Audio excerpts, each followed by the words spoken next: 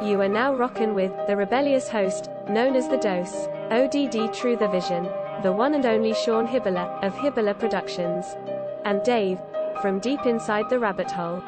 Welcome to the Triple Truth Oddcast. What's going on, everybody? This is ODD, and right here I got my man Hibbler Productions, Sean, and then we got Dave from deep inside the rabbit hole, and together we're the Triple Truth Oddcast. Triple the power. Triple the information. Triple the possibilities. Triple the trouble. Triple the truth. Welcome to the Triple Truth Oddcast. Hey, what's going on, everybody? This is ODD. Welcome back to the Oddcast. We have had quite a long break. We've all had a lot of stuff to do, but we're going to get back into it. And today we got something a little different for you guys. So I hope you like it, and let's get going. Joel contacted me, I think, on Instagram, and is a firm believer that flat Earth is silly, hasn't seen any proof of the globe, and we're here to have a discussion. So, Joel, take it away. What do you got? What do you want? What do you want to ask, or what do you want to show us? Well, so, I've been going around attempting to speak with flat earthers for about a year now. And what I've noticed is there's no supporting argument for a flat earth. And what I have to wonder is, you guys are firm believers that the earth is flat, but you can't defend your position. Who have you spoken to? Yeah, that's strange that you think that. People in flat earth communities. Who? Do you have a name? I'm just curious, because to say that there's no supporting evidence for flat Earth is, I don't want to call it an understatement, because that's an insult to understatements. It's terrible research. Yeah. Well, if you guys have an argument, I'd like to hear it, because I've yet to hear one. I ask people and they got nothing to say, or they want to argue, or they just start throwing insults. And it's let me ask you, Joel. What's your? Let's start with the globe, right? Because we were all taught that in kindergarten, so we're all in the same boat there. We all got taught the same heliocentric model. Now, you sitting here as an adult, you still believe this heliocentric model. What's the first thing that comes to mind that makes you grasp at your full belief in this ball? Like what is your standing proof here in this fight? Because we have debunked all of it. So I want to start with what you think why the globe is 100% real. I want to hear that from you first. Well, the supporting argument that I started with there was geosynchronous orbit. That's what keeps our satellites in the air. That only works on a cloud. Okay. So that's a wide, a big rabbit hole you just opened up. Satellites, what are they? How do they work up there? So you believe, and when I say you, we're not picking on you at all, because we were you, okay? Back 5, 6, 7, 8 years ago, okay? You believe we live on a rock, surrounded by water, surrounded by air, adjacent to a void. Okay, now that's scientifically impossible, because you can't demonstrate it anywhere. You can't have high pressure next to low pressure without a physical barrier. And not only that, you believe that we're on this rock, we're spinning at 1,000 miles an hour, we're orbiting at 66,600 miles an hour, which our human minds can't even fathom that speed. And we're chasing the sun at 500,000 miles per hour, give or take. Okay? This is the hypersonic sled track. Try to see it. You can't even see it. Now it's going by a Mach 8.6. Okay? You have to believe that we are orbiting the sun 10 times faster than that. We are chasing the sun 100 times faster than that in curved trajectories, not straight lines, turning and spinning and curving. But when we go out into nature, we can see scenes like this. Well, you got to take into account for atmospheric pressure. We're contained within the atmosphere's pressure. Well, wait, how do you have pressure without a container? Because of gravity. Okay, so gravity. Good. So hold on, listen, Sean, you can laugh. Don't take laughing as disrespectful, because we've been down this road many times, and it is kind of funny. So gravity is holding the air down next to a a void, no pressure space. So gravity holds it down, but a summer breeze can blow the air left and right. I can take a straw, and when I'm close to Earth, which I am right now, well, actually, I'm not. Oh, I am right now. With the weak vacuum of my mouth and lungs, I could suck water and air up and away from Earth effortlessly. So in your world, if I had a shoebox, an open shoebox right here, and somebody sucked all the air out of the room below the shoebox, the air would stay in the shoebox because gravity is holding it down. Now, you and I both know that's not true. So you have a belief that gravity, which is a theory, which should have been thrown out, but instead they threw it in dark matter and dark energy, 90+% of it, made up nonsense. But how do you have high pressure next to low pressure without a physical container? Well, first of all, it's not my world. I just live in it. But, you're saying high pressure next to low pressure. What is it? It's displacement. The air is displacing the water as it moves, So you have let's say there was a room above you and it was a vacuum. They sucked all the air out of the room. It's a completely sealed off room. There's no air in it at all. And we had a valve hanging through your ceiling and you opened up that valve. Is the air going to go up and fill up that room? You and I both know that it will. Yeah, of course it will. Why isn't gravity holding it down? Well, I mean, it because the force of the vacuum is overcoming the gravity. I mean, we overcome gravity. It's called escape velocity. That's how shuttles get out of the atmosphere. I mean, just because gravity exists doesn't mean we can't overcome it. Does gravity exist? Has it been proven, Joe? Has it been proven? Well, it's a theory and a law. So, I mean, yes. No, I mean, has it been proven? Like, has it been has it gone through the scientific method? Has it been replicated 7 times here on Earth where we can see it through scientific method? I believe so. If things weigh anything, then what is it? If it's not gravity, why does it weigh something? Well, what is it before this theory was created? What was it before that? Do you know? Before this, apparently an apple fell on some Freemason's head and you got your gravity starting. So before the apple fell that day, what do you think? They were just retards walking around? They don't know how things go down or up? Density, occurring phenomenon. Joel, density and buoyancy sorts everything out, brother. So let's show you a couple things. So always has. So gravity, they tell us, is a weak force. You agree with that? And you know about the electrostatic force? So the electrostatic force, where positive is attracted to negative. The Earth has a negative or neutral charge. Anything above the Earth is in that positive field. This isn't a theory. This is scientifically testably provable. And I'm going to show you 3 different ways. Okay? And so when you're in that positive field, you're attracted to the Earth. Then buoyancy and density sort everything else out. If I had a handful of ping pong balls, marbles, and a helium balloon, and I held them over a pool, and I opened my hand, the balloon's going to go up because it's less dense than the air. The marbles and the ping pong balls are going to go down. The marbles are going to go to the bottom of the pool. Ping pong balls are going to stay at the top. That's buoyancy and density. But down is down because the Earth has this negative charge. So now how can we test this? Let me show you, and then you can respond.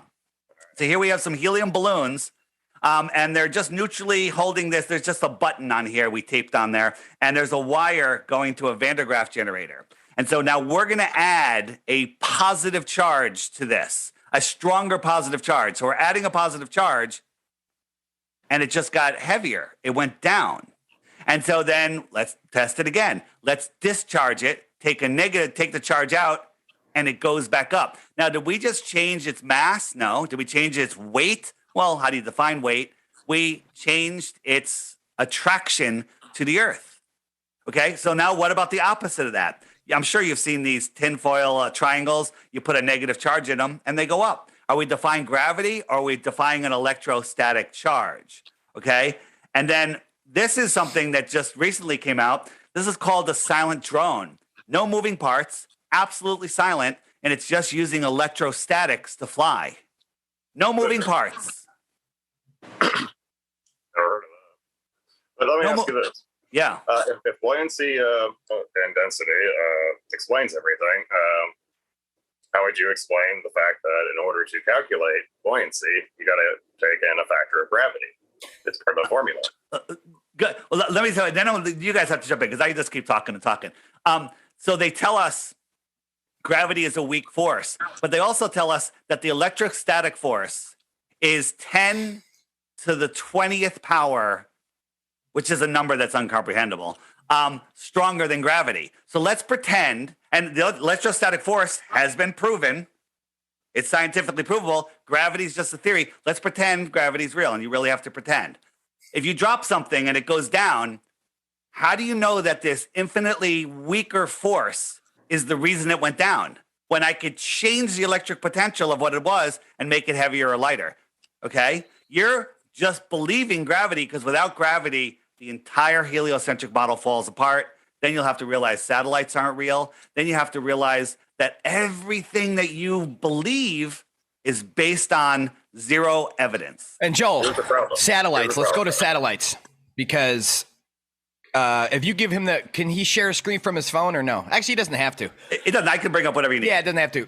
Joel, have you seen a satellite before? I mean, an image of a satellite up in upper space up there, whatever you believe Yes, in. I've seen them, with my eyes in the sky. Okay. Oh, No. Oh, Great. yeah. You want to take it or I'll take it? No, go ahead. Because I know you're gonna. I know what you're gonna show. Yeah. So, well, I'm not. I'm just gonna talk to him. So, a satellite's the size of what? Of the engine on an airplane, right? Oh, I'm not sure.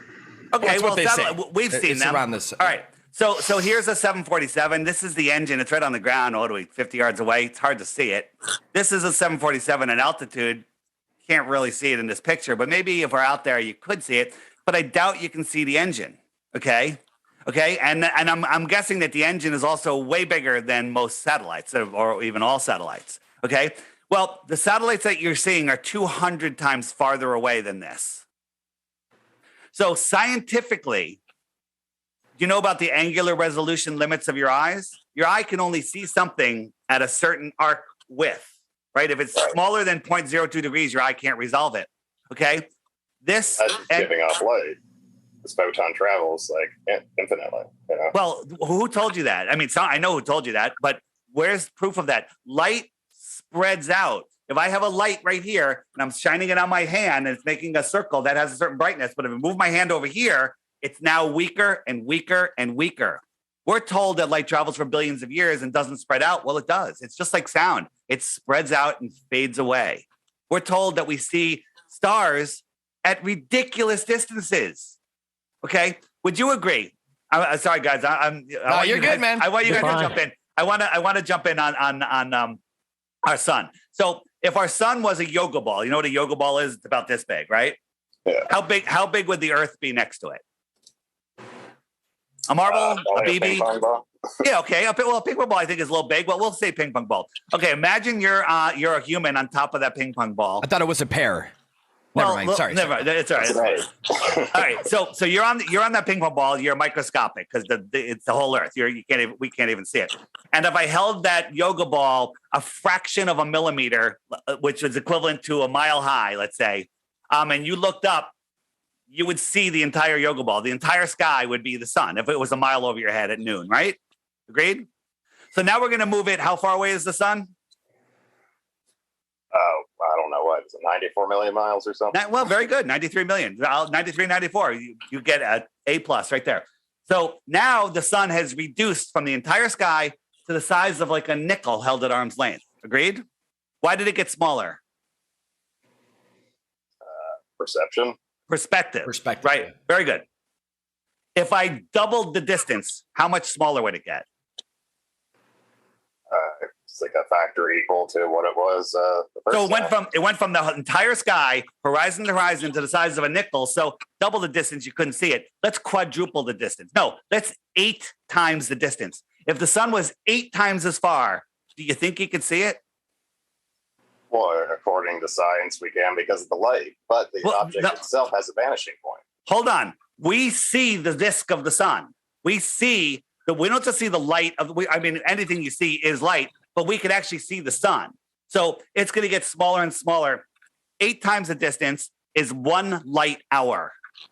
What if it was a light day away? That's 24 times farther than 8. Could you see it? I mean, how far do you think light? What if I'm standing here looking at the sun, which is 8 times farther away, and then you're standing 100 feet over there? Well, that same light has to spread out. Go to you, go to me, go to Matt, go to Sean over in California. Okay. Is there infinite light for infinite space? You believe that light expands and stays equal? Light fades out over distance. That's not a theory. That's a fact. Okay. Inverse square law of light, right? So here's my point. I can't make the sun 8 times farther away to show you what it would look like at a light hour, but we can compare it to what NASA tells us. Polaris, 46, 48 times bigger than the sun. So if it was 48 times farther, it would be equal size. Just like the moon, the sun is 400 times bigger and 400 times farther. So if we made Polaris 48 times farther than 1 light hour, where we scientifically proven we can't see the sun, that would be 48 times 1 hour is 2 light days. At 2 light days away, Polaris is scientifically provable, not visible, ignoring the inverse square law of light, ignoring it. Just the angular size is magnitudes upon magnitudes upon magnitudes, too small to see. And they tell us, do you know how far Polaris is? Is it 2 light days away?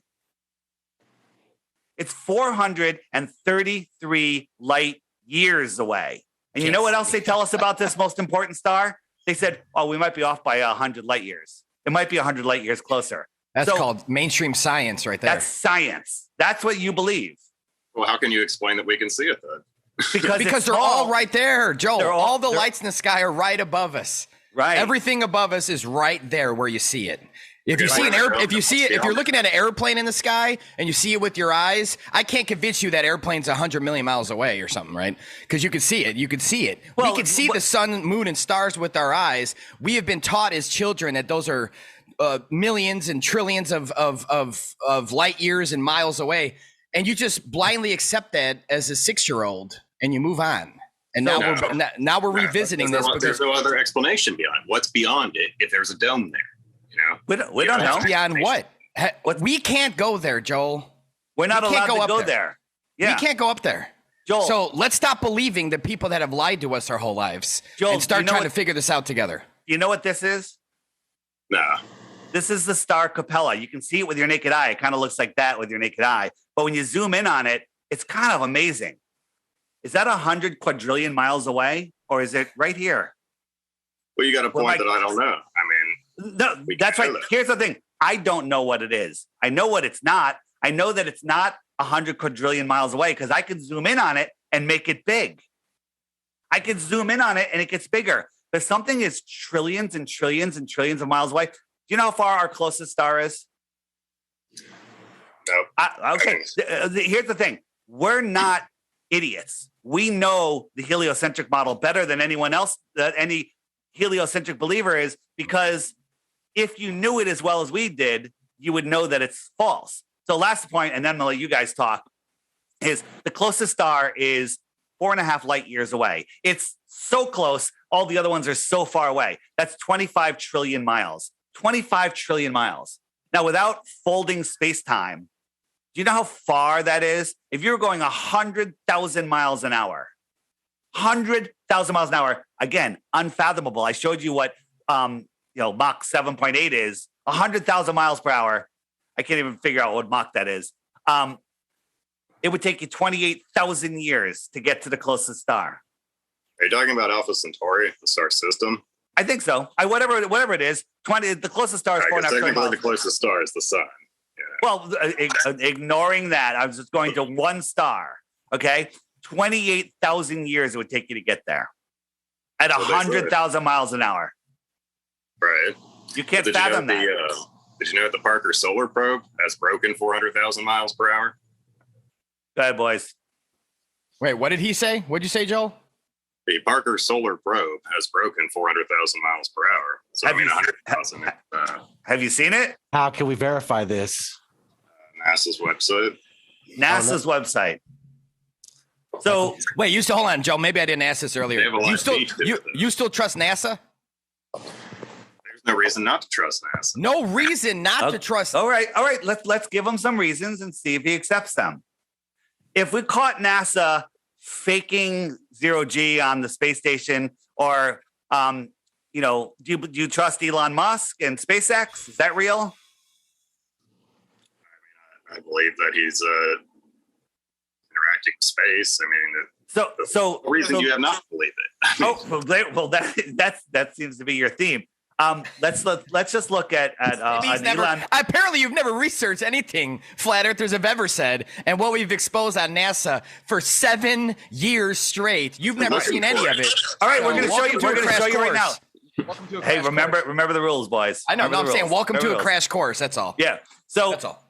So Elon Musk sold PayPal for $350 million. Okay. And then somehow he bought a car company and he did what NASA couldn't do in decades. Okay. And he did it with 1 week of their budget. Well, I heard 1 that it's week. not that he could.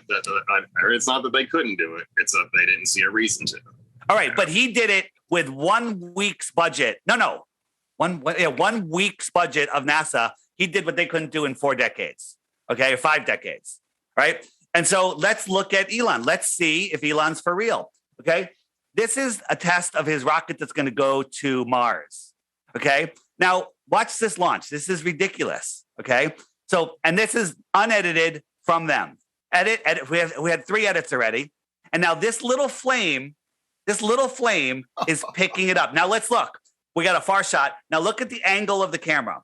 Okay. Now this can't be that high because we're kind of underneath it and we can see the side of it. Now, all of a sudden it looks pretty high. Now we're underneath it again. Where's the flame? Look at the smoke coming out of here. Whoa, we're really high again. Hold on. Real time. Now it's free falling. 40,000 pounds free falling.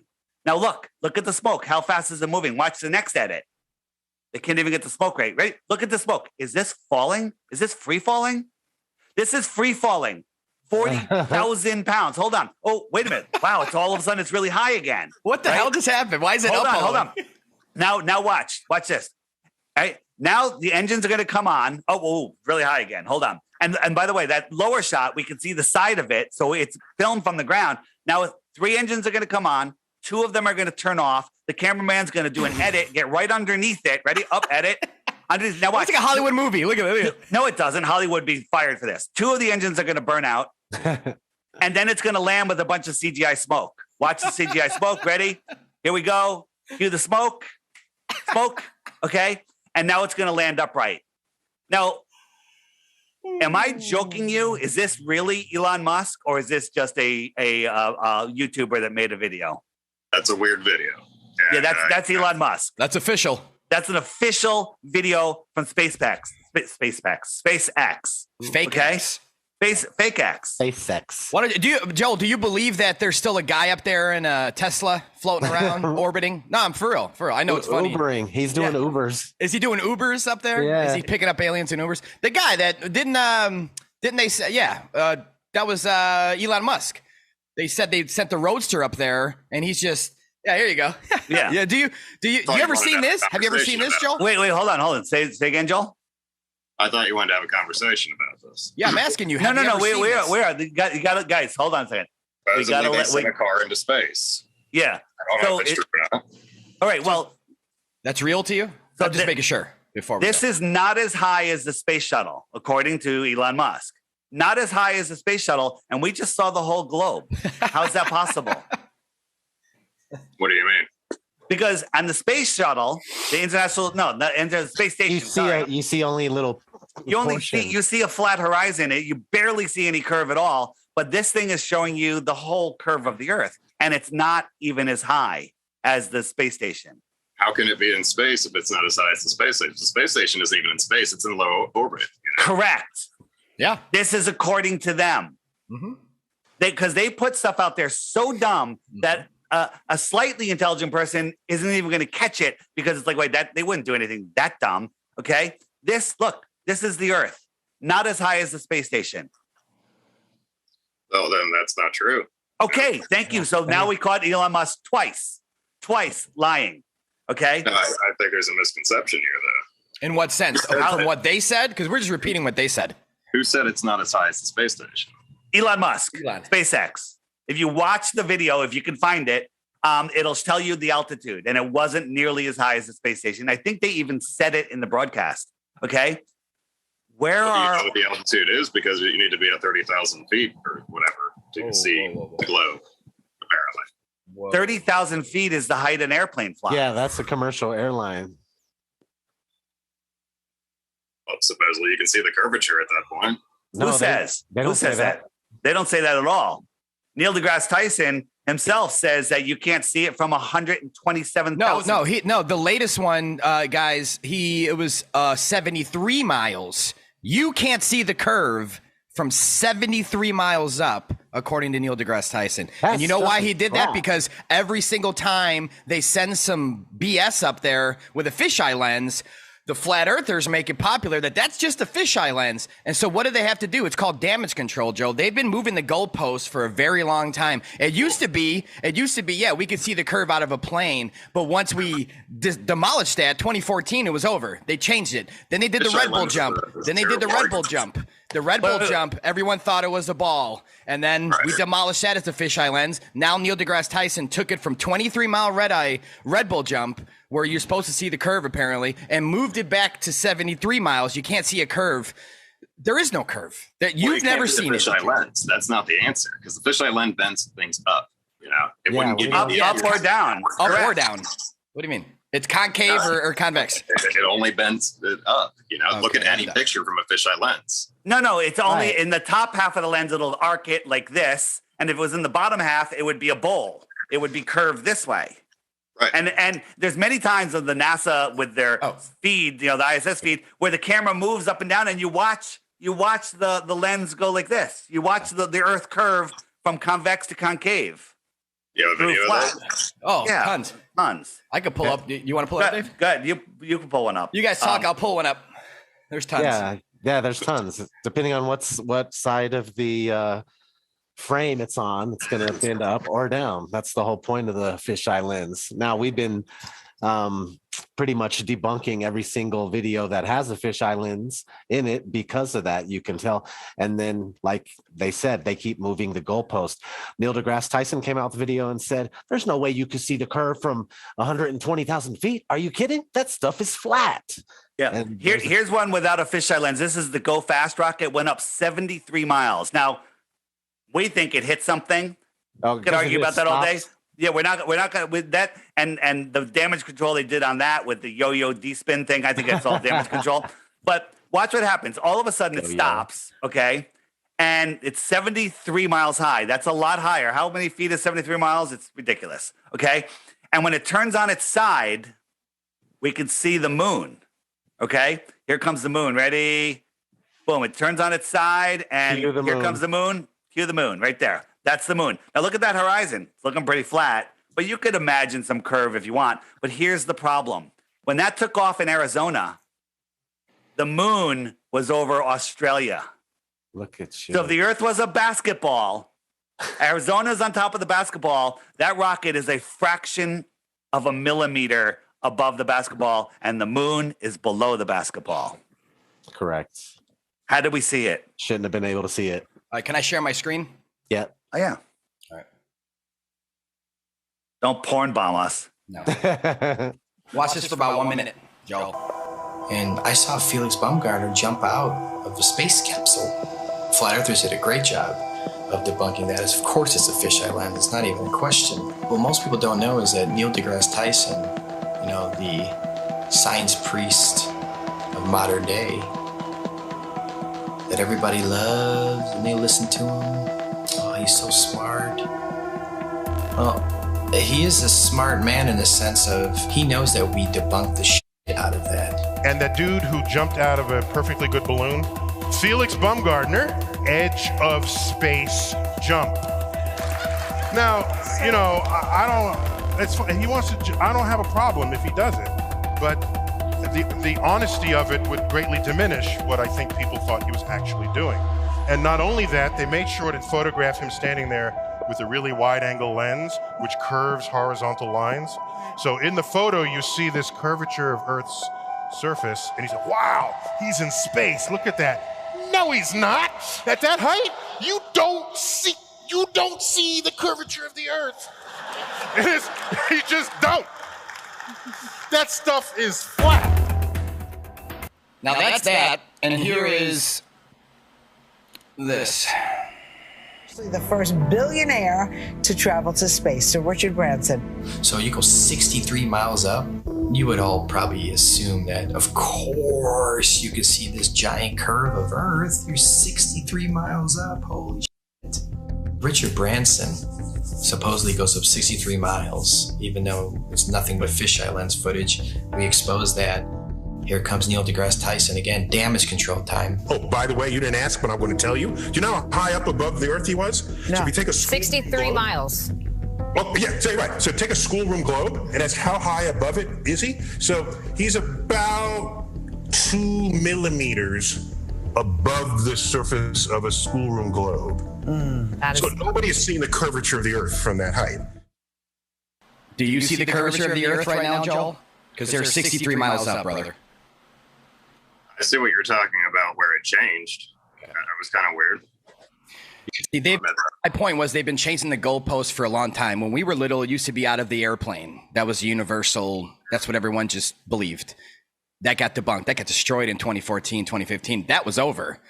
So they moved the goalpost to about 20 miles up, and then Red Bull Jump was 23 miles up. We exposed that.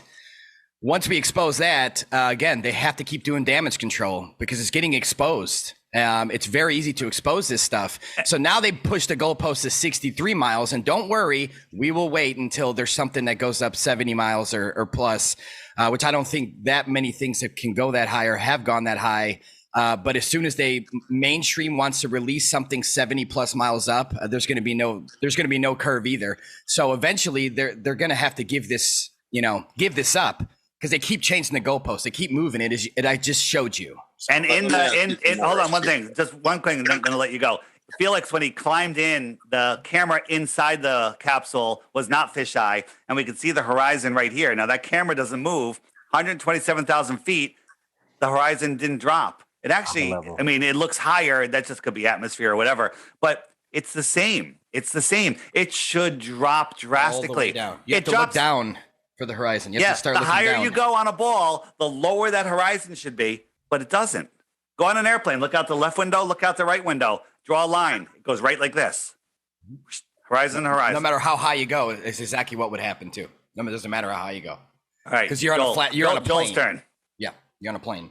Well, let me ask you some more obscure questions here, because I mean, we can talk about camera angles and all that. I'm not a scientist. I don't know. But let me ask you this. Default to authority fallacy. Go ahead. If the Earth is flat, how thick do you think it is? You're assuming that we think are you thinking that it's like some sort of disc, that flat earthers believe it's a disc floating somewhere? Because that's the only way it would make sense to be flat is if it's an upside down bowl. I mean, I could see that, I guess. No, we just think the surface is flat and it has peaks, valleys, mountains, but it's level overall. We don't think there's an underneath that's also matching it going flat like a disc. We don't say that. We don't know that. They've only dug 8 miles? That's the deepest hole that's ever been dug. We don't know. Not even 8 miles. Yes, like 7.5 miles down, like Matt said. But yet in school they teach us the magma core. Yeah, there you go. Like, come on, man. We've seen lava and magma coming out of the ground. So what? We'll talk about that. That's another thing to talk about. But the deepest hole is a great borehole. And when they were digging, they were using ground penetrating radar. And they said, all right, there's no more water. They hit water. Okay, there's no more rocks. They hit rocks. So the radar couldn't even tell them what they were doing. Right. So that is like equivalent to drilling through the skin of an apple. Okay. And they didn't even get halfway through the skin of the apple. Right. In comparison, they were wrong every step of the way, but somehow they know what the core is. Yeah, exactly. Somehow they know what the core is. And then they tell us the core is a molten magnetic ball spinning in the opposite direction. Well, molten magnetics, that doesn't exist. Heat a magnet up before it melts, it hits the Curie point and magnetism is gone. So the fact that they tell us it's a molten magnet is just another pseudoscience claim with tons of evidence that it doesn't exist. Zero evidence that it doesn't exist. That's something I wonder about also. It's like we can't get anywhere near the core of the Earth, but they claim they know what it is. Very good. You're on your way. This is a meme. It's in every textbook. This is what they want you to believe. Belief is the enemy of knowing. You believe a lot of things, but you have zero evidence for them. And because your belief is so strong, as you said several times here, you don't see any evidence for what we're talking about. Well, we're showing you evidence, piece after piece after piece. Eventually, there's going to be a preponderance of evidence, and then you're going to have to make a decision. Well, we have a North and a South Pole. Why don't we have an East and a West Pole? We have a South Very Pole. good. Yeah. Have you ever seen it? I mean, only on satellite photos. Well, there's no satellite photos of Antarctica. They're all cartoons. Look it up. Okay. And I so did that's look it up the other night, actually, and I saw it's all grayed out. Yeah. So there's only cartoons. Okay. And when we have to get into satellites, what satellites really are. But let's explain the Earth model really quick to you. And then I want to show you about how circumnavigation works. And then maybe you'll get a better idea. So when it rains and it stops raining, you go outside and you find a puddle. What's holding that puddle together? What's stopping that puddle from running off somewhere? The water in the puddle. What's stopping it? I mean, I imagine gravity in combination with atmospheric pressure. Well, so forget it floating away. What's stopping it from going? Whatever's forcing it down, there's a downward force. We went over that. But the reason it's not flowing away is because the land all the way around is higher than the water, right? Simple. Right. A pond, why doesn't it flow away? The land is higher. A lake, bigger pond. Why doesn't it flow away? Okay. So they tell us that Antarctica is this continent at the bottom of a ball, 13,000 miles around. Okay. And there's plenty of evidence that that's not true. What if our world was set up like this? This is our pond. All of these islands are surrounded by water. We call them continents and islands. But all of the water has a container. The land that's higher than it. They tell us Antarctica is the highest land on Earth. It's the container. It's the shoreline of our world, of our known world. This pink line, 60 degrees south, no one's allowed to go beyond it. Can't explore anything over there. No independent exploration beyond 60 degrees south, because if you were allowed to, you may discover that we don't live on a ball. So they have us in a prison for your mind. It's a globe, right? It's not a matter of allowance, though. People have explored it. No. Yeah, Admiral Byrd was one of the last ones I think that ever did that. And when he got back, when he got back, Joel, he said there was a continent the size of North America over there that's never been seen by anybody. And as soon as he came back and said that, they started the Antarctica Treaty, and then they started NASA. It's not a coincidence that all these things happen in the order they did. More land was discovered. The counts of the people that have circumvented Antarctica. Circumnavigated. Circumnavigated. Circumvented. They went around Antarctica. It's been charted. It's been explored. Yeah, Captain Cook. You want to pull up Captain Cook? We could show you a great charting. This was one of the most official publicized chartings, and this is exactly what he did. Go ahead. I know Dave wants to take this one. No, that's it. It just Captain Cook circumnavigated, I think, 3 times. It took him over 3.5 years each time, and he went over 60,000 miles. Okay, 60,000 miles. Now, the Antarctic, you know about the Antarctic sailboat race that just happened, right? So this is Antarctic sailboat race. Well, not even the whole race from this lower southern point, right? Remember? So we're on a ball, right? So this right here is the tip of south, down on the bottom of the ball. The widest part of the ball is the equator, okay? So we're down here, and we're going around Antarctica, and we're going over to here.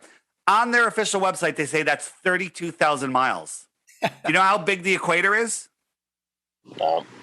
24,000 miles. How is the bottom of a ball, not even going all the way around, bigger than the circumference of the widest part of the ball? It's because they're not doing that. They're not doing that, right? They're doing what Captain Cook did, in a sense, meaning down here. But yeah, they're. So let me. The equator was like 3 times the size of the distance they traveled around. No, that's what that's what they want to tell you, but they're telling us now. They're admitting that it's 32,000 miles. This leg of the race is 32,000 miles. Okay? So that's ridiculous. Let me explain. I don't think you understand how the flat Earth works. Here's the flat Earth. We got our magnetic center. I got a compass.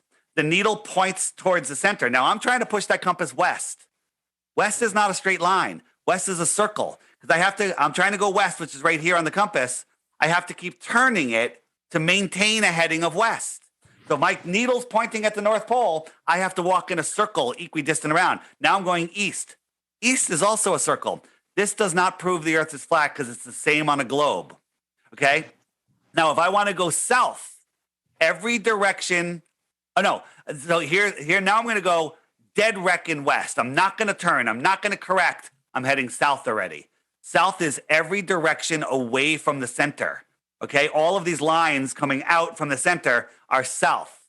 Now, on a ball, here's the problem with the flat earth. You can't go south and pop up on the other side of the earth. Because if I go south, which is away, I'm not going to magically show up over here like I should on a globe. Agreed. Guess what? Right? Yeah. Nobody has ever done that. Nobody's ever gone from Santiago and popped up in Australia. No one's ever done it. Thousands of people have circumnavigated east to west, Joel, but no one's done it north to south. The reason no one's done it north to south, Joel, is because you can't.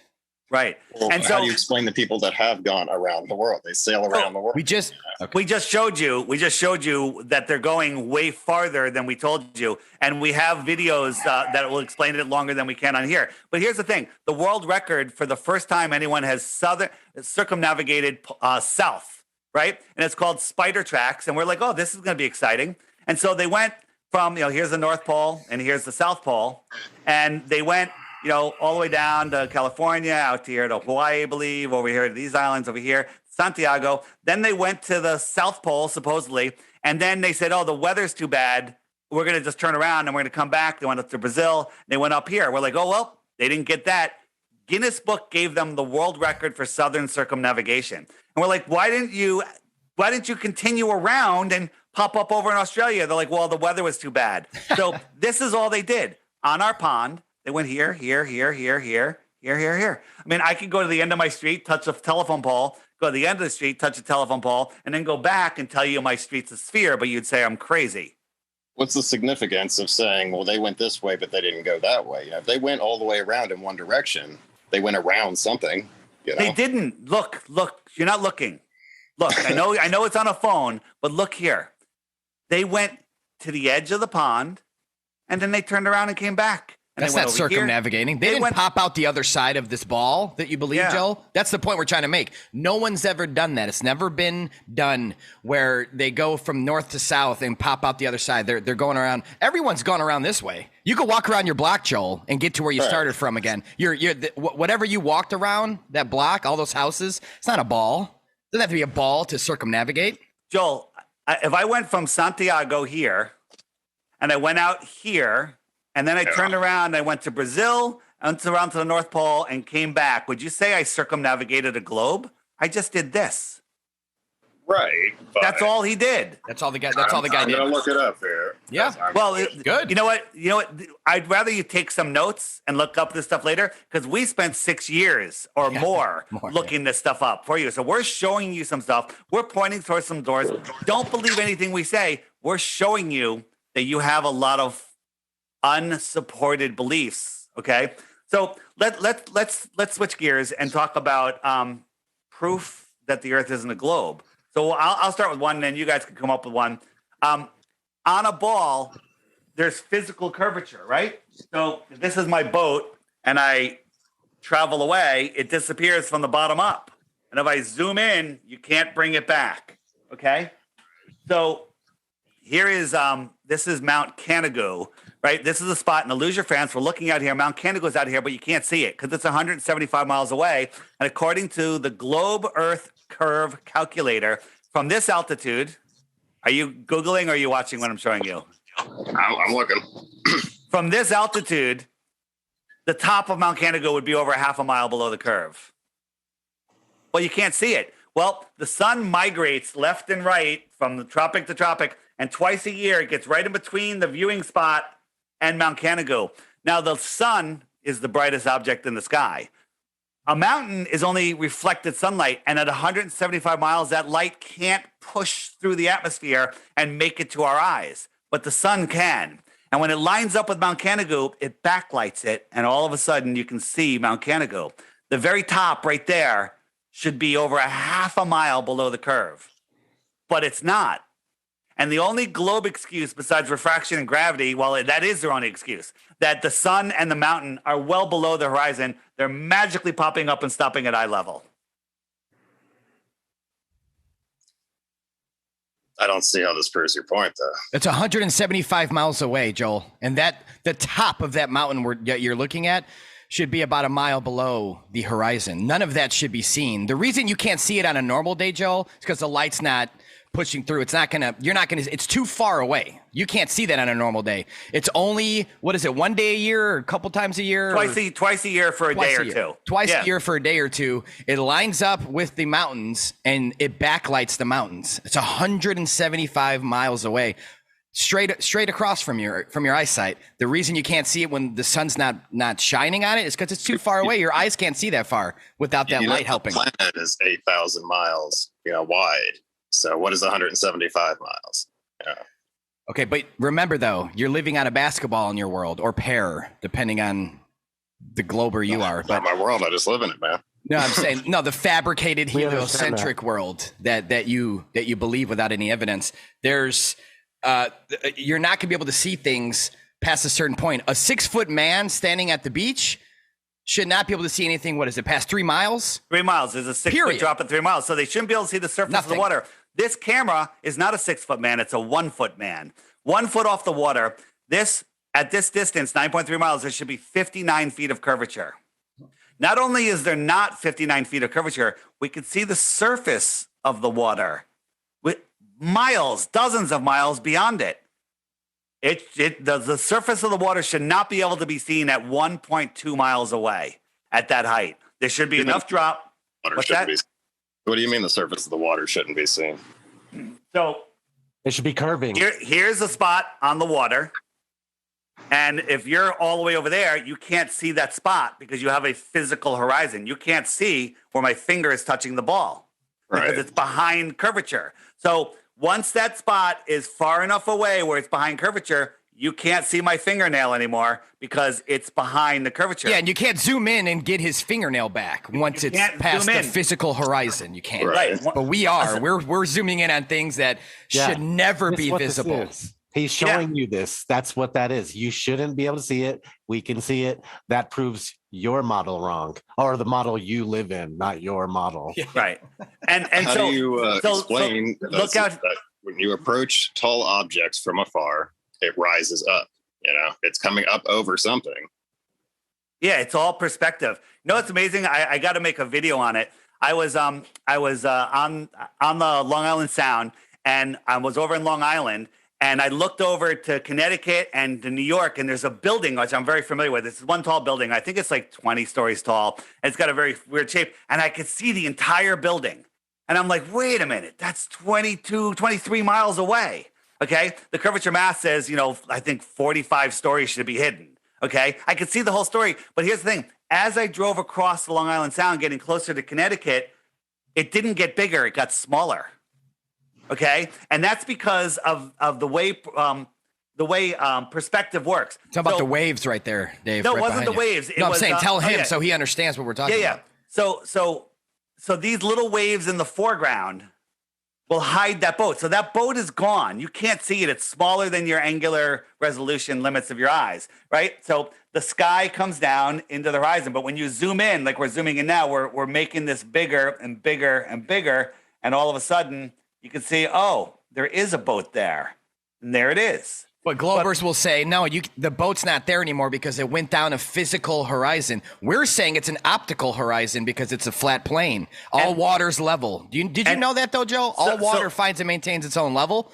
So that's true science. I want to see someone scientifically prove that large bodies of water can bend. It's always at rest. Large bodies of water at rest. Sean, if my finger was a wave and my head was a mountain or whatever, a building, can my finger block my entire head? No. But what if my finger, which is a wave, was much closer to you? Yeah, there you go. There you go. Well, look at it. Is Dave behind curvature now? Or am I behind curvature? Is there something blocking your view? Yeah. Is something blocking your view? And the way I look at it, if I have a tree line 50 yards away from me and they're 150-foot trees, I'm not going to be able to see a building 10 miles beyond it, because if you draw a line from my eye to the top of that tree line, that's my horizon, the top of that tree line. But as I go away, as I go away, that line goes down farther and farther and farther. because the angle changes. So when I'm just a mile away from those trees, the tops of those trees look like they're at my eye level. And I could see way beyond it. And the farther I go, the lower that angle gets and the farther I can see. We can see too far. There is no physical horizon. There's no physical curvature. Globe. Yeah, there is no globe. That's why they've had to fake curvature, Joel. Do you understand? That's why they go up there with Red Bull and Virgin Galactic. They strap these fisheye lens on to give the illusion that we live on a curved surface, a ball, right? They want to continue to reinforce this agenda that, in my opinion, started in the early 1900s. That's my opinion. But this is the agenda. That's why they changed all the school books in the 20s and 30s. Rockefeller came in with his goons and changed all these school books. They forced teachers in school to teach the globe. They were fighting this, man. And this is what, the 20s and 30s. They're fighting it. They don't want to teach their students this pseudoscience, but it was forced by the Rockefellers and all the goons that took over the Board of Education, actually started the Board of Education. Do you have any evidence of that, though? Yeah. Go research Rockefeller. It's public information. He started the Board of Education. A little bit, actually. And I saw that some religious schools were trying to teach flat Earth at one point. No, you got it. Maybe you got they it were. Twisted. No, I'm saying, but he has it twisted in the format that he's accepting. Every school was either teaching nothing because it was common knowledge, or that the Earth was flat with a local sun, moon, and stars, until they started coming in to change this. If you look at old newspaper articles from the early 1900s, you'll see a lot of teachers were fighting this. They did not want this in their school. Actually, there was teachers being persecuted for even teaching this, because back then the people still had a voice. Teaching the globe. Correct, teaching the globe. That's kind of a poor argument, because right now they're fighting about creationism over evolution, and we don't know if either one's true. Just because they're teaching it in school doesn't make it true. Correct. And they were not teaching the globe for a very long time, because there's no way to teach something that doesn't exist, which is why when they started pushing this ball model, it was nothing but Christopher Columbus said it. The boat went down the ball, and sticks and shadows tests. That's all they were teaching about the ball. They had no concrete evidence of anything. They never even went up there yet, Joel. Now, they went up there and supposedly in 1969 and landed on the moon. But yet Walt Disney had 15 years of pre-programming the whole world that we're going to space soon, yet we've never been there. Yeah. So it's pre-programming. If you see the timeline that we see, at least you'll be on the same page of, oh, that's really strange. The timeline of everything's really, really weird, man. You're contradicting yourself, though. You're saying we haven't been up there, but we go up there. So which is it? No, you're missing my point. No, yeah, exactly. He's saying that they said that they, okay, so for instance, Universal Studios, they showed us the globe Earth in their logo since 1925, right? The exact way that it looked in their logo is the exact way that it looked after they went up there. Before they went up there, they showed us this. Somehow it looks the exact same after they go up and verify it. Wow, that's pretty interesting. They've been theorizing a globe Earth since 2500 BC, though. That's not true. That's what they claim. But they've actually, this is all pretty brand new. It's probably like the 1800s when the globe Earth was pretty much forced on everybody. Why do we have evidence of Socrates? It's a story. We don't. There's no proof that any of these guys existed. Galileo, with his homemade telescope and hand-polished glass, could see things that our best telescopes can't see today. Right. It's absolute nonsense. And Joe, if you want to bring these people from the past up, then who do you think is the Michael Jordan of what is it called, Dave? Heliocentrism? Yeah, heliocentrism. Who would be the Michael Jordan? Who's the founder of it? Who's the guy that knew this first? Do you know? You have to. If he's the Michael Jordan of your world, you have to know who he was. Do you remember who he was? No, I'm not sure who it is. Well, they teach us in school that Aristophanes in Greece figured out the Earth was a globe 2,000 years ago with his sticks and shadows. And then Carl Sagan, I'm sure you watched the original Cosmos, showed us this, only on a curved Earth, right? He's showing us a flat Earth here and the sun, there's no shadow, but only on a curved Earth, he tells us. And everyone falls for it. Yeah. Look. Shadow, we got a shadow here, and then he'll bend it, and so this one doesn't have a shadow, right? Are you familiar with this? Yeah, I've seen this. Okay. All right. So do you think that's proof that we live on a curved Earth?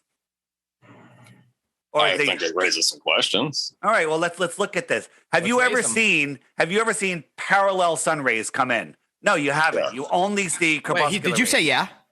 Yeah. No, you haven't. Parallel? No one's straight lines coming straight down? No one's ever seen straight lines coming in. You always see crepuscular. Okay? Always. No one has ever.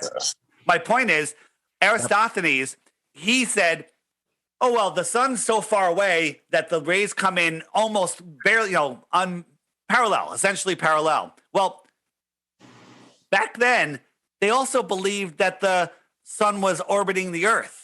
Okay, so how does he believe an infinitely far sun is orbiting a tiny little blue marble? Okay, so that what you're seeing is refraction now. It doesn't matter. What made him say that the rays are coming in parallel? You're told that this is refraction, but in reality, go out there and look. But here's how it works. So I maybe lose my spot. Here we go. So on a flat Earth, on a globe Earth, Aristophanes here, he's got no shadow. His buddy 500 miles away somehow could communicate with him. Maybe they had cell phones. Over.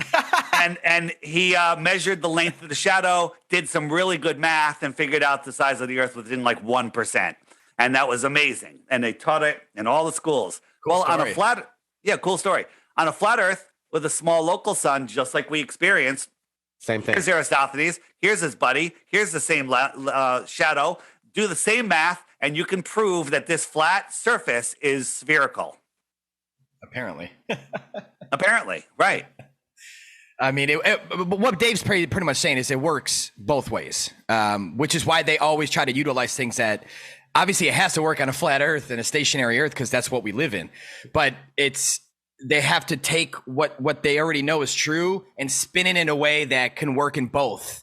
Because there's nothing that just works on a globe. Like, oh, we can't explain that. Oh, we have no idea. Oh, we're screwed now. That's never happened. But it happens a lot in the globe where it's only explained on a flat plane, and the globe's like, it makes absolutely no sense on the globe. That's why they fabricate a lot of these stories with the seasons and the tilt of the Earth and the axis and all. It's all this stuff. It short circuits your brain, Joel. Yeah, right. An example of something that only works on a flat surface. Circumnavigating, only works on a flat surface. We can see too far. I just showed you Mount Canada only works on a flat surface. Oh, you're saying there's tons of evidence that it only works for a flat Earth and not a globe. When actually there's tons of evidence that only work for a globe. Let's hear it. Let's hear it. Let's hear one. I mean, you want to go back to the satellites? I mean, that it only works on a globe. Okay, first. Wait. Let me say one thing. You think a satellite would prove the shape of the Earth? So you couldn't fly a satellite over a flat plane. Is that what you're saying? Because in your world, the satellites are magically orbiting, right? They're just up there, right? They're just floating around. They're orbiting. I don't think it's magic.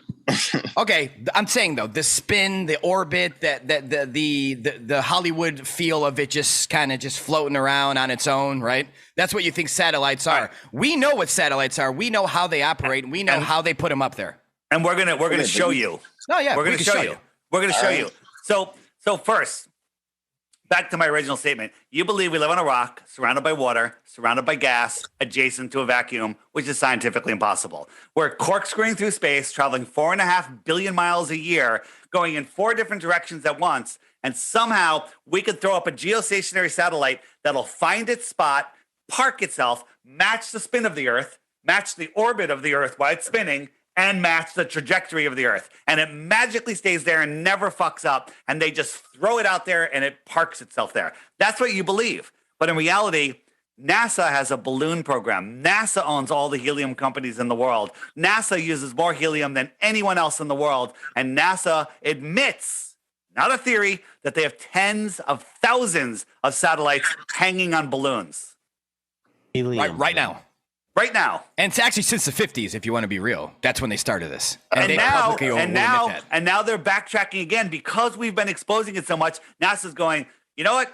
it might be cheaper to use balloons than put satellites in space. They're backtracking, and then in 10 years they'll be like, oh, satellites in space, that's old news, It's always been helium balloons. Because it's always been helium yeah. right? You ever see images of satellites from space, like satellites floating up in space? You ever seen those? You ever Google search that? I'm not talking about conspiracies. I'm talking about images of satellites from space. It's all cartoons, Joel. There's no way you're going to be able to think otherwise. A satellite with a balloon on it. Well, I just showed you a video. An image of a satellite. All satellites are cartoons. If you look I'm showing you actual video. There's tons, and these things also crash all over the world. But guess what? Everybody has a high-def camera in their pocket, and they're filming them crashing. They're filming the balloons. They're happening all over the place, and then they quickly get picked up. Men in Black style. Yeah, Men in Black style. Right. Good point. So. Yeah, so this is real evidence of a satellite, of sataloons, we call them, because that's all they've been since day one. And NASA will admit that when they came out to send stuff up, it was always on weather balloons. Didn't happen to what Arthur C. Clarke created a book, sci-fi book about satellites. Matt, you know more about that, but then wasn't it right after that, Matt, that all of a sudden they said that it's we're going to hit the market with it? Yeah, I believe it was somewhere between 10 to 20 years after the book was written that satellites came true. So they were theorized in his book, sci-fi, and then NASA made them a reality. Yeah, for a tax scheme, probably, I'm assuming, right? Yeah. Joel, you believe that all of these satellites, some of these satellites are circling the Earth. Some of them are staying right above the piece of land, like the piece of one that's right here over this piece of land. And while the Earth is spinning, orbiting and rocketing, and everything just magically mirrors it somehow. All right. That is a leap of faith. And it's also in fake space. Space can't exist. A rock surrounded by water, surrounded by air, adjacent to a void. I can turn that around and say, you believe all of those are on a balloon? No, I don't believe there's this many up there. I believe there's tens of thousands. NASA admits it. I don't have any proof that there's tens of thousands of them up there, but there are a lot. There's a few. We've seen some. Someone film one. They were just filming the moon one day, zooming in on the moon. And one right by the moon. The moon's real close to us, Joe. It's right there. That's why you can see a lot of the details with your eyes. It's right there in the sky. But they were zooming in on the moon with their camera, and here comes a satellite on a balloon like this going across. You see it. Simpsons have poked fun at it. I don't know if you're one of those guys that know that Simpsons does a lot of this type of, okay. So they said, the Fox satellite in the sky, and they show the Fox satellite. It's on balloons. It's all like breaking. So again, there's, and not just the Simpsons, but I'm sure there's others, but this is something that they don't lie about. Like they don't shy away from telling you that they sent these up on balloons. They will tell you that. They will tell you they've been doing this for a very long time. You have two choices. You could believe the truth that they're all on balloons. There's evidence of it. But how do we communicate with other countries? How are we communicating? Oh. Underground cable. 99% of telecommunications, Joel, is underground cables. Undersea cables too. And guess what? Undersea, yeah. How come there's no cable from Santiago to Australia? It's a short line. The one from Santiago to Australia goes all the way up here, all the way over, and then all the way back down. Because it's not the real map. Cables are transferring data, not the signal, though. I'm talking about things that you believe are being transmitted from little tin cans floating around, mirroring all those. That's the signal. What's the difference between a signal and data? I'm confused. Data is information. The signal's the signal's not information or data. Are we using satellites right now to have this Zoom call? Yes, I assume so. Yeah. You would assume so. Well, guess what? Your assumption shows you that you've done no research, because Zoom, the cable company, the electric company, the telephone companies, they'll all tell you that this is all land-based. Yeah. They'll tell you that they don't use satellites. So maybe stop. Why is it when I fly to Puerto Rico, the airplane loses their Sirius satellite and direct TV? Right? Because there's no more land connections. There's no satellites. How come there's no GPS in the Southern Oceans? How come there's no GPS over the Amazon? Okay. How come you lose signal like in the middle of Arizona? You go out into the hills. It's GPS satellites, though. I mean, so GPS satellites. Do you know what the Loran system is? Probably before your time. It's a land-based network of towers, crisscrossing lines and using geometry to figure out where you are. And I had that growing up on our boats as kids, growing up. And then all of a sudden, computer technology came in and graphics came in, and they did a graphic overlay on top of the Loran system. That's all it is. Graphics on top of Loran. If you go on Google Earth and you go way out to where it's a cartoon ball, zoom in, cartoon, cartoon, cartoon, cartoon, cartoon. And then when it gets really low, boom, all of a sudden it transitions into a real image from the Google drone, from airplanes. They have drones flying back and forth, taking pictures of the Earth. Google, look up the Google drone. Yeah, and Just also, like the by the way, Google cars. speaking of Satelloons, Google Loon is the new phase, right? So Google Loon sends tons of these up. It's a project that's been going around for a while. They have thousands of these up in there, if not tens of thousands by now. So not only NASA doing it, but yeah, Google Loon's up there. I mean, the evidence is there, Joel. They're all on balloons. There's zero evidence that they're magically floating and doing. I want you to find your best video of a satellite orbiting the ball. Like you actually see an entire satellite orbiting the ball. You will admit that have brought up some good points. You give me some stuff to think about. Yeah. How about you give me some time to look into this and we'll reconvene. Absolutely. For sure. Hey, dude, that's awesome. That's awesome. So, Joel, what kind of phone do you have? It's an iPhone 11. Okay. And your email address, send me your email address. I have your email address, don't I? Yeah, you emailed me. Yeah. I'm gonna email you my app, because if you try to Google and find stuff, you're not gonna find anything. That's another thing. It's really, really difficult. Did you know that though, really Joel? Like if you Google search flat Earth right now, Joel, did you know that it's only CNN, BBC, it's all handpicked garbage that none of us in this chat would ever show you. And you got 20, 30, 40 pages worth of it. Why do they do that? Why don't they show us? Why don't they show people trying to, is that not unfair to you, Joel? That's part of what I'm asking them. Yeah. That's why I wanted to know, is that I couldn't find any information on it. That's they've done a good job. And in 2014, 2015, you could find it. That's how I became a flat earther. I went in going, this is the dumbest thing ever. I'm going to prove the globe, disprove flat earth. And I would watch a video, and then another one would come, and another one would come, and Google would just kept coming. And I'm like, wow. And one of the first videos, Matt has a video called A Stranger's Guide to Flat Earth 21 Questions. If you Google that in YouTube, it's not going to show up. It's one of the biggest videos out there. How unique is that name too, right? You know, it's like A Stranger's Guide to Flat Earth 21 Questions. You Google that, you won't find it. Let me just tell you, the app will show you how the flat earth works, how the seasons work. It shows you stuff. Every day there's a featured video. I recommend watch the featured video every day. Check out the frequently asked questions, because you're going to be like, you know what? Those guys made some good points about satellites. So if you go to what about satellites right up here in the top right, click that. Up will come a playlist that Google won't let you see. These are great videos. But one place I want you to go on here is under the web button, and you scroll down a little bit, full-length movies, okay?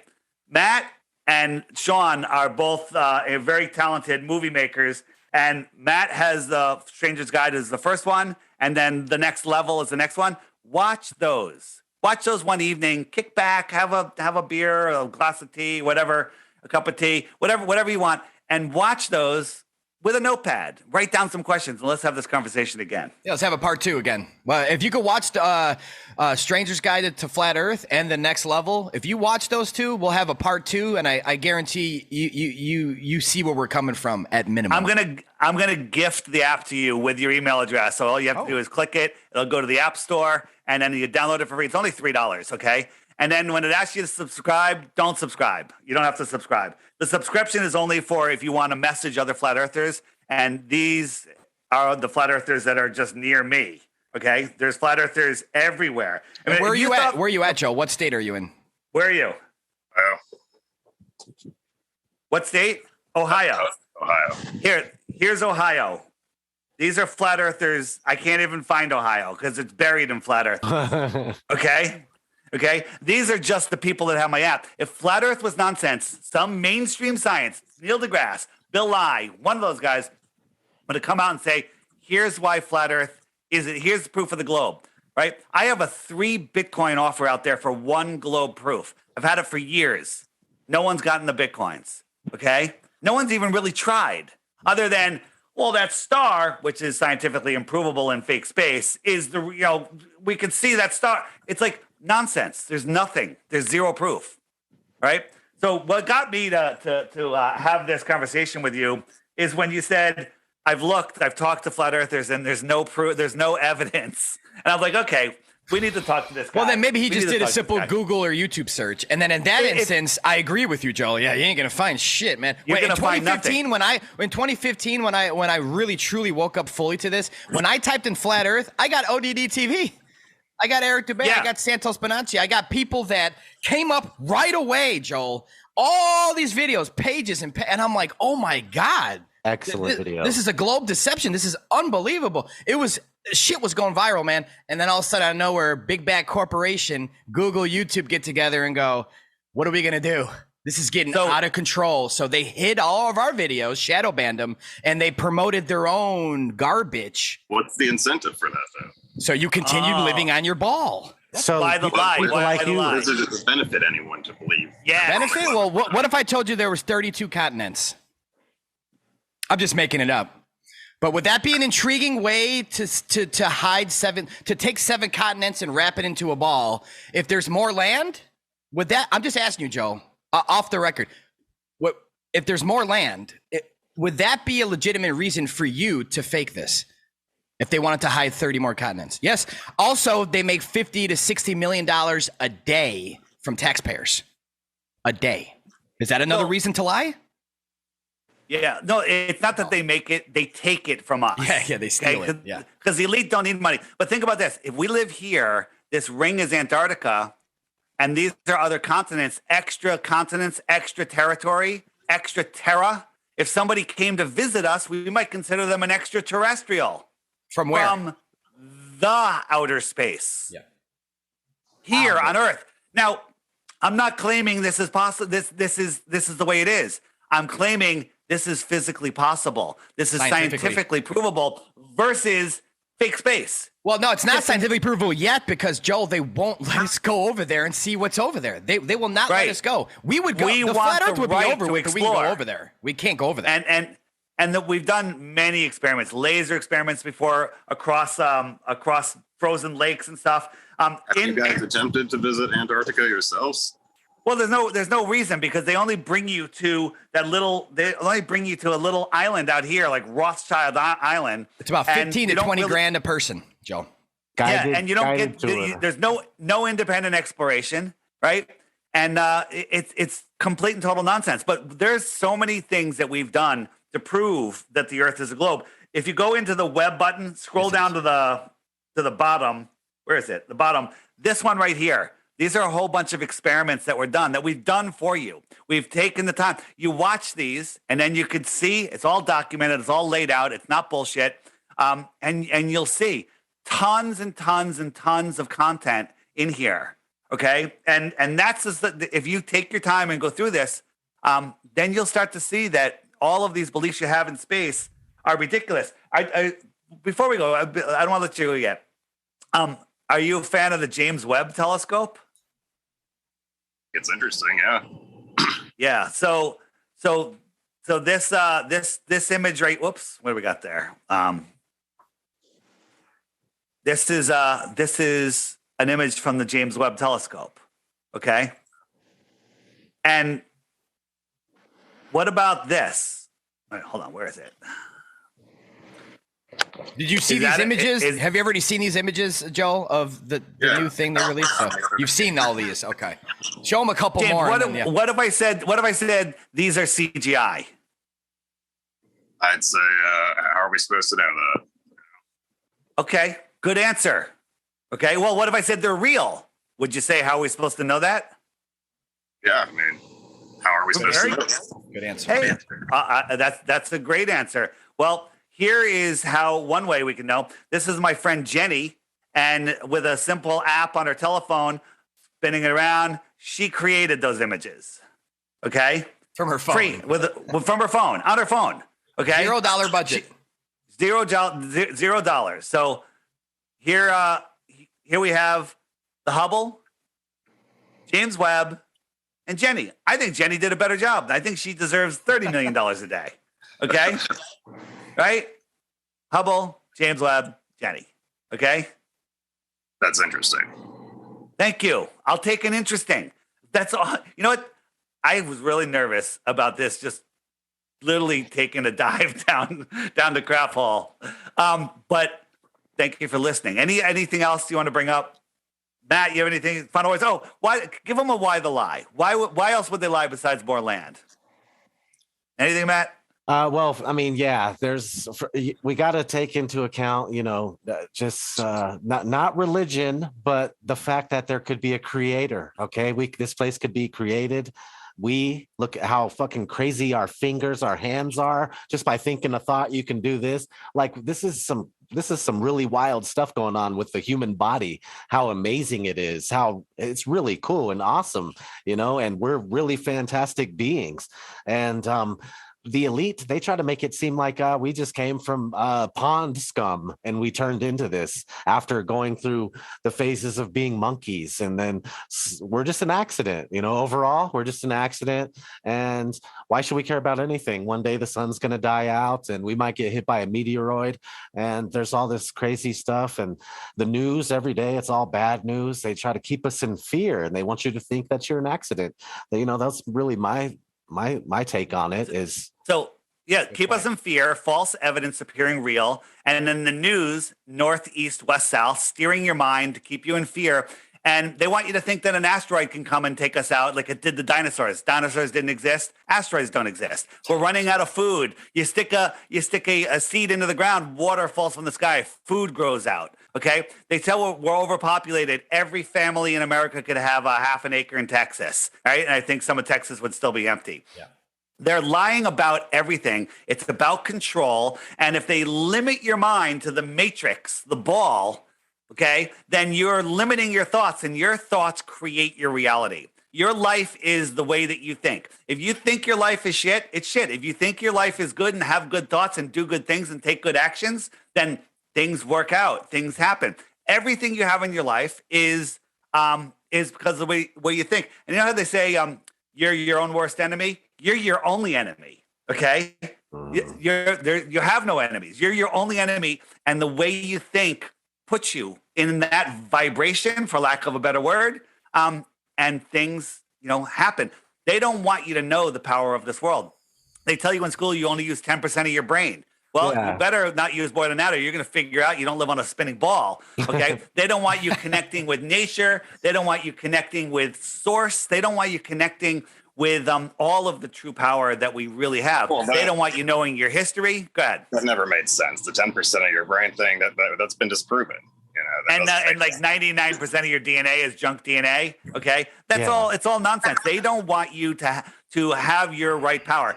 God, man, government. Government has climbed on top of man. They're stepping on our heads, trying to get on top of God. Okay, or the creator. Not religious. I was a full-on atheist. Now I know there's a creator because I've discovered we don't live on a spinning speck ball in a scientifically impossible void.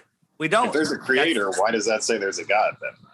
Well, a creator. Well, I don't like using the word God. Here's the thing: what I always say: when you understand that the world is used not to be from a atheist. Big Bang, there's an intelligence. There's an intelligence behind this. That's all we're saying. This was designed. This was created, and we are very special people.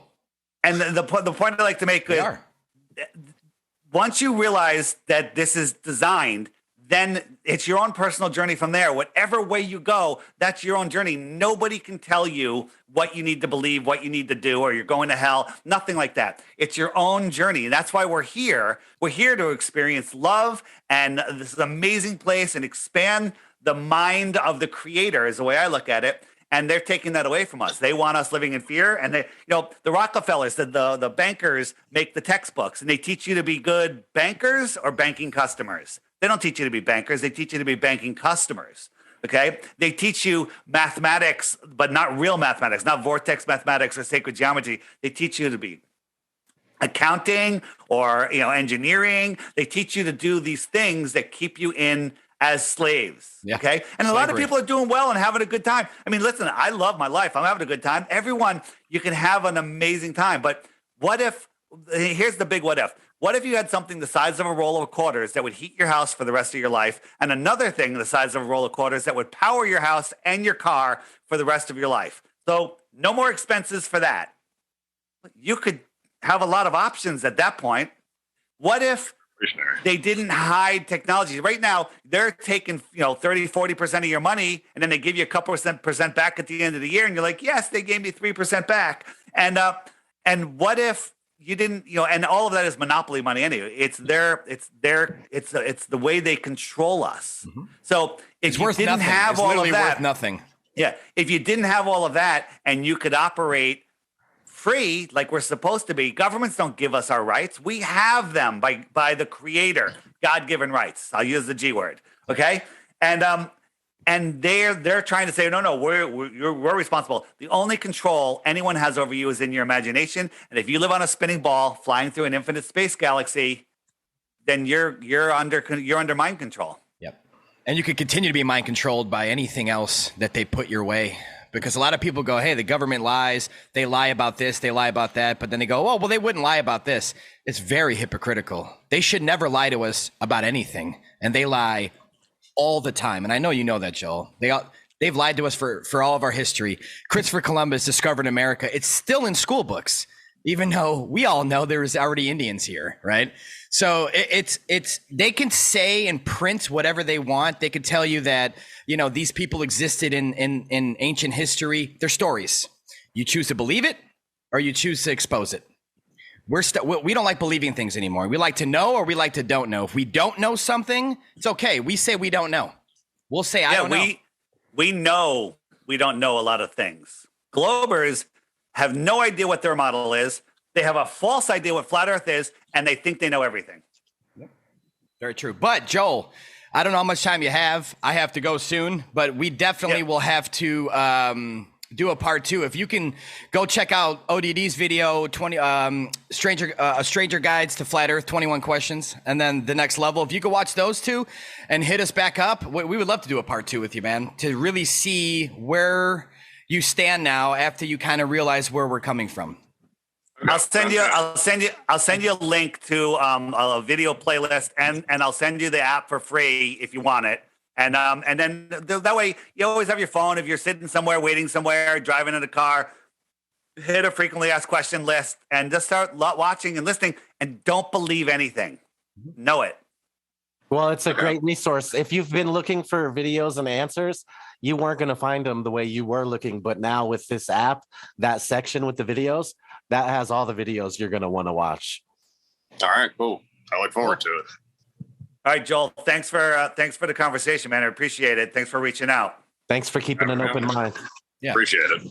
Thanks, Joel. All right, man. See ya. You guys take care. You too. All right. So there's our show with Joel. Hopefully he goes and looks at the stuff with a truly open mind. He sounded like he might, but at moments I thought he kind of sounded like he might not, but we'll see, man. Hopefully we get him back on a part 2, and he's changed his mind on a lot of stuff. That was a tough one. He was sending me all of this stuff going, the earth is flat. I haven't seen any proof. And he just kept sending me documents after documents. And I'm like, I'm not going to read those, Joel. And he's like, well, I just want you to, he goes, I just want to know the answer. Why do you believe the earth is flat? And I was like, do you want to come on the Oddcast?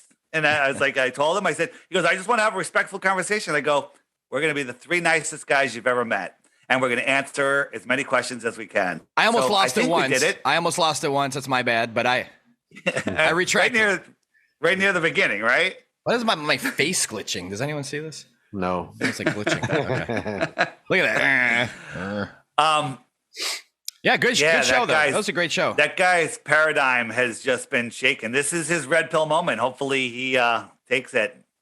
It's weird, man, because this is really the first time he got flat smacked, because if he's just Google searching and YouTube searching, he found nothing. So he's he said he's talked to flat earthers. Like, who's he talking to? Maybe no offense, Joel. I don't believe that.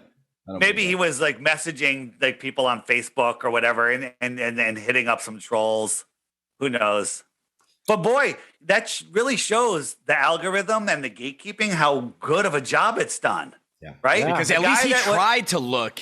He tried to look. Yeah. And he was looking for evidence and looking to have conversations. That that was I was pleased with that conversation. I think he'll wake up, man, because he's already proven to me that he tried to research this, and of course, with the results he got with YouTube, of course he's not going to be on board at all. So now that he's going to get the app and he's going to see ODD's doc and my doc, I mean, I think he's going to be begging for a part 2 because his mind's going to be blown. I think he might be in denial for a week. Maybe he won't talk to you for a week, Dave, but I think eventually he's going to be like, okay, I have to address this. And he was very open-minded towards the end. Yeah. So we'll see what happens. I can tell he came in very confident because of what he has found, which is nothing.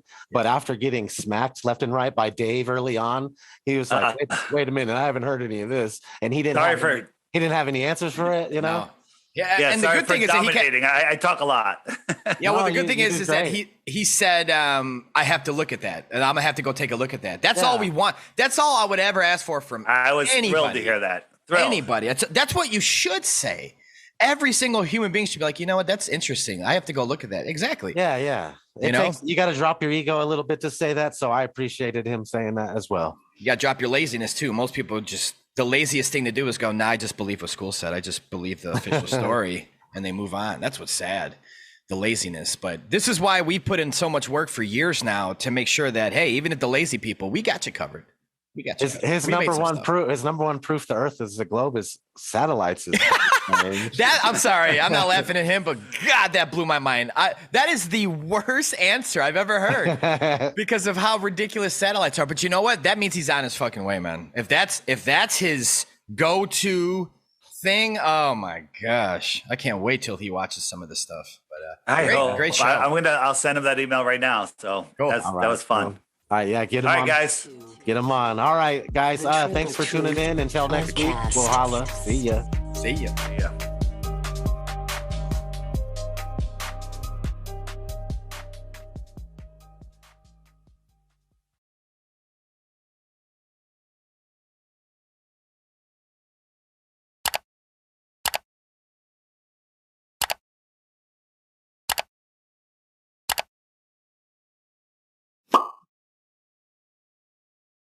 Where is the curvature? Where? No curvature.